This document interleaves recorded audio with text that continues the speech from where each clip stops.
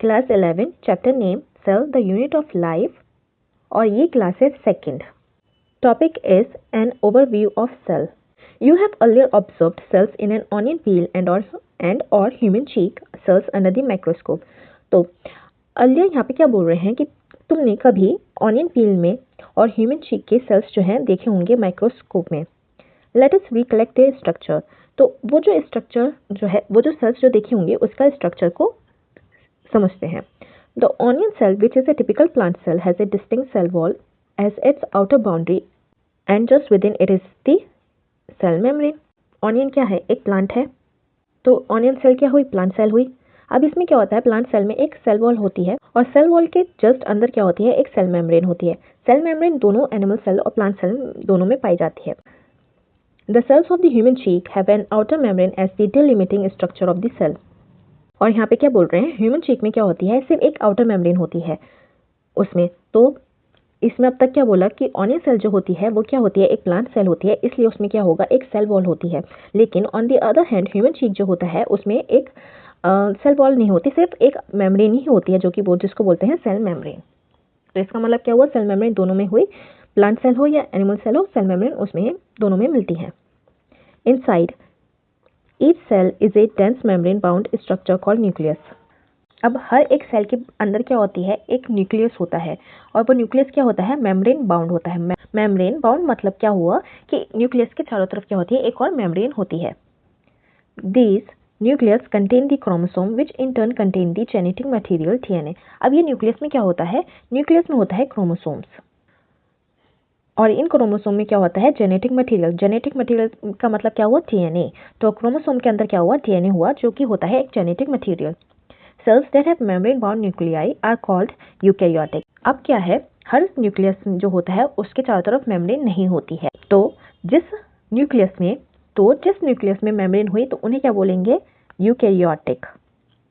और whereas cells that lack a membrane bound nucleus are called prokaryotic.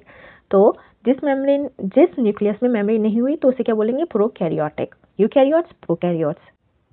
That's the difference between eukaryotes and prokaryotes.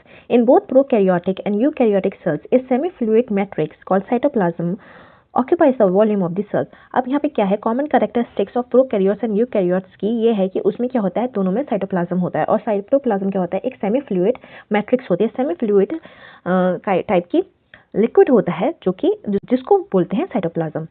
और ये क्या होता है? मेजर जो पार्ट होता है सेल का वो ये साइटोप्लाज्म होता है.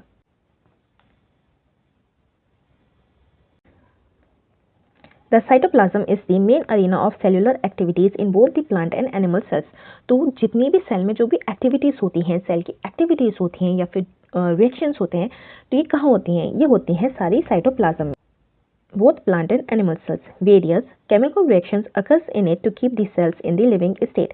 अब क्या होता है? बहुत सारी केमिकल रिएक्शंस होती हैं.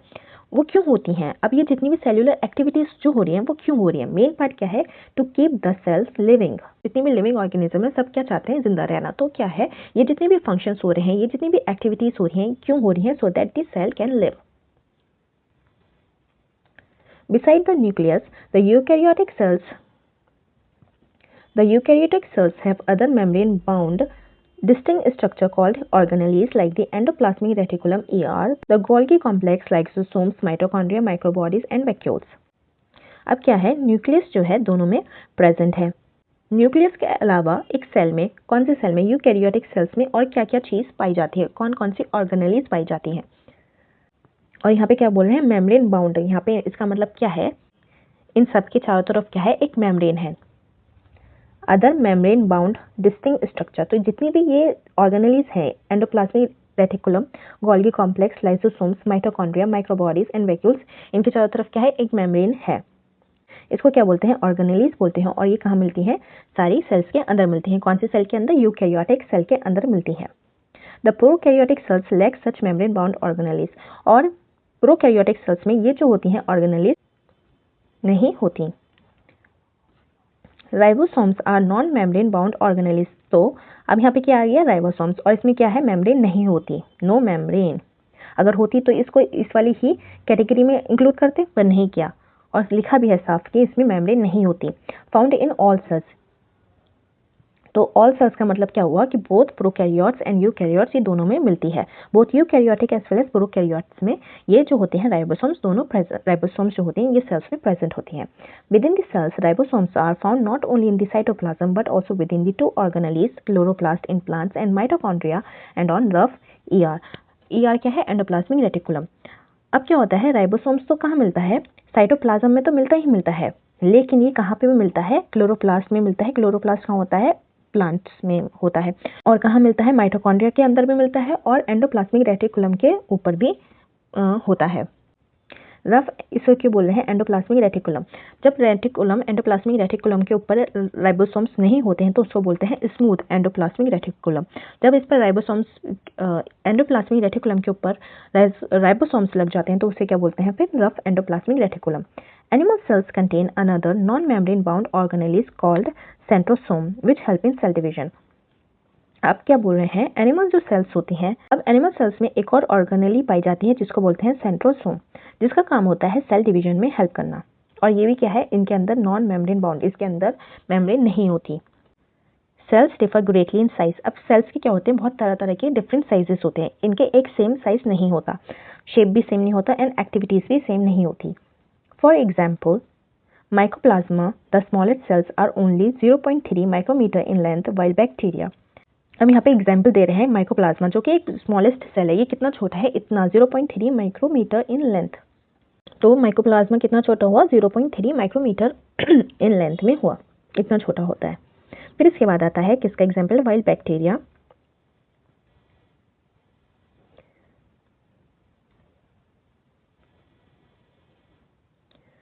और बैक्टीरिया कितना हो सकता है? 3 to 5 micrometre. The largest isolated single cell, जो एक सिंगल सेल जो है वो कितना बड़ा है? इस the egg of N ostrich. उसका जो है वो कितना बड़ा है? ऑस्ट्रिच का अंडा जो है वो एक सिंगल सेल है, एक single cell. Among multicellular organism, human red blood cells are about 7 micrometre in diameter.